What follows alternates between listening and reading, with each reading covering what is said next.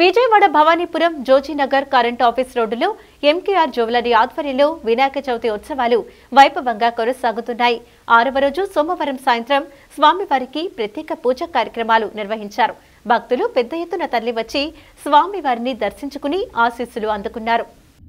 ప్రముఖ MKR jewellery ఆధ్వర్యంలో Bhavanipuram Jojinagar current office రోడ్డులో నిర్వహిస్తున్న గణేష్ నవరాత్రోత్సవాలు వైభవోపేతంగా కొనసాగుతున్నాయి. ఉత్సవాలలో భాగంగా 6వ రోజు సాయంత్రం స్వామివారికి భక్తి శ్రద్దలతో విశేష పూజలు నిర్వహించారు. కేదారి ప్రసాద్ మక్కామల రాజరాజేశ్వరరావు ఆధ్వర్యంలో జరుగుతున్న ఉత్సవాలలో భక్తులకు ఎటువంటి ఇబ్బందులు కలగకుండా అన్ని ఏర్పాట్లు చేశారు. విశేష పూజ కార్యక్రమాలలో పాల్గొనేందుకు పెద్ద ఎత్తున భక్తులు తరలిరావడంతో పండుగ వాతావరణం నెలకొంది. లంబోదరుడిని దర్శించుకున్న భక్తులు ప్రత్యేక పూజలు చేసి స్వామివారి ఆశీస్సులు అందుకున్నారు. పండితుల వేద మంత్రోచ్చరణల నడుమ గణనాథునికి పూజా కార్యక్రమాలు శాస్త్రోక్తంగా నిర్వహించారు. మండపం వద్ద ఏర్పాటు చేసిన వివిధ ఆలయాల నమూనాలు ఆకర్షణగా నిలిచాయి. భక్తులు ఫోటోలు దిగుతూ సందడి చేశారు.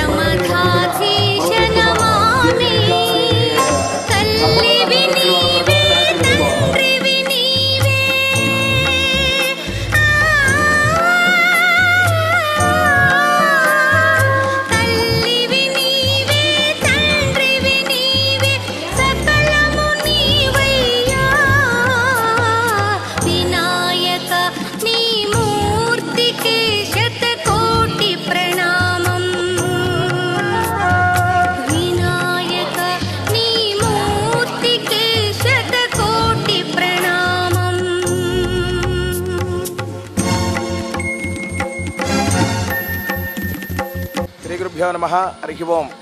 ముందుగా విజయవాడ పట్టణ శ్రేయోభిలాషులందరికీ కూడా, బంధుమిత్రులందరికీ కూడా పేరు పేరున ఎంకేఆర్ జ్యువెలరీ వారి తరఫున వినాయక చవితి శుభాకాంక్షలు తెలియజేస్తూ, ఎంకేఆర్ జ్యువెలరీ వారి ఆధ్వర్యంలో కేదారేశ్వర ప్రసాద్ గారు మరియు రాజరాజేశ్వరరావు గారి ఆధ్వర్యంలో వైభవోపేతంగా, వర్ణనాతీతంగా, తగాజమానంగా వినాయక చవితి నవరాత్రి మహోత్సవాది కార్యక్రమాలు గత 12 సంవత్సరములుగా విశేషంగా జరుగుతున్నాయి. ఈ సంవత్సరం 13వ సంవత్సరం. అనంత పద్మనాభ స్వామి వారు కర్ణాటకలో ఉన్నటువంటి తిరువనంతపురంలో ఉన్నటువంటి అనంత పద్మనాభ స్వామి వారు ఎలాగైతే ఉన్నారో అదేవిధంగా ఇక్కడ ఏర్పాటు చేయడం జరిగింది. అదేవిధంగా ఇక్కడ విఘ్నేశ్వర స్వామి వారి నవరాత్రి మహోత్సవాది కార్యక్రమాలు కూడా వైభవోపేతంగా జరుగుతున్నాయి. అలాగే ఈరోజు 2.5 అడుగుల పార్థివేశ్వర స్వామి వారికి విశేషంగా 108 రకముల సుగంధ ద్రవ్యములతో విశేషంగా అభిషేక కార్యక్రమం జరిగింది. అలాగే రేపు ఉదయం 1,00,000 తమలపాకులతో ఆంజనేయ స్వామి వారికి విశేషంగా పూజా కార్యక్రమం. అలాగే బుధవారం రోజున సిద్ధి బుద్ధి సమేత సిద్ధి విఘ్నేశ్వర స్వామి వారి తిరుకల్యాణ మహోత్సవ కార్యక్రమం జరుగును. గురువారం రోజున 10,000 మంది భక్తుల నుంచి 15,000 మంది భక్తుల పైగా వైభవోపేతంగా, వర్ణనాతీతంగా అన్నసమారాధన కార్యక్రమం జరుగుతుంది. అలాగే శుక్రవారం రోజున మహాచండీ హోమ కార్యక్రమం. శనివారం రోజున 9:41 స్వామివారి విగ్రహ ఉద్వాసన మహోత్సవం. తదనంతరము సాయంత్రం 6 గంటలకి స్వామివారి గ్రామోత్సవం జరుగుతుంది. 7 గంటలకి స్వామివారి మహానివేదనగా ఉంచినటువంటి 51 కిలోల లడ్డూని 7 గంటలకు వేలంపాటు వేయడం జరుగుతుంది. 7 గంటల తర్వాత గజకర్ణ, గోకర్ణ, టక్కు, టమారా లాంటి మంగళ వాయిద్యాలతో, ఇంద్రజాల, మహేంద్రజాల వంటి అఘోరాలతో, నాగ సాధువులతో విశేషంగా వైభవోపేతంగా ఊరేగింపు మహోత్సవ కార్యక్రమం ప్రారంభం కానుంది. కావున ఇలాంటి అశేషమైనటువంటి కార్యక్రమాలలో విజయవాడ పట్టణ శ్రేయోభిలాషులందరూ కూడా పాల్గొని స్వామివారి అనుగ్రహానికి పాత్రలు కాగలని మనం చేస్తున్నాం. జయ గణేశ, జయ జయ గణేశ. విధాలుగా చూసాము, చాలా సందర్భాల్లో చాలా రకాలుగా చూసాము. వీళ్ళైతే డిఫరెంట్గా పెట్టారు. అనంత పద్మనాభ స్వామిని ఎలా చూపించాలో అలాగా 6 నేలమాణిగులు 6 గదులుగా డివైడ్ చేసి చాలా బాగా చూపించారండి. వీళ్ళైతే మాత్రం ఈ సెట్ కూడా చాలా డిఫరెంట్గా వేశారు. వీళ్ళైతే మాత్రం ఈ కమిటీ ఎవరైనా కానీ వాళ్ళందరికీ కూడా యాక్సెప్ట్ అండి. జై బోలో గణేష్ మహారాజ్కి. ఆ వినాయకుడి ఆశీస్సులు వాళ్ళందరికీ కంపల్సరీగా ఉండాలని నేనైతే మనస్ఫూర్తిగా కోరుకుంటున్నానండి. Thank you. చాలా బాగుంది, బాగా డెకరేషన్ బాగా బాగుంది, చాలా బాగుంది, బాగా నచ్చానండి. బాగుంది, చాలా బాగుందండి. ఫస్ట్ టైం చూడండి. అయితే వినాయకుడు అయితే చాలా ఎక్సలెంట్గా ఉన్నారండి. సో మన అనంత పద్మనాభ స్వామి గుడికి అయితే నేను వెళ్ళలేదు. ఇక్కడైతే మంచి ఎక్స్పీరియన్స్, ఆ గదులు అలా ఉంటాయి అనేది చూడడానికి చాలా బాగా అనిపించింది. సో వినాయకుడిని దర్శించుకోవడం కూడా నేను చాలా హ్యాపీగా ఫీల్ అవుతున్నాను.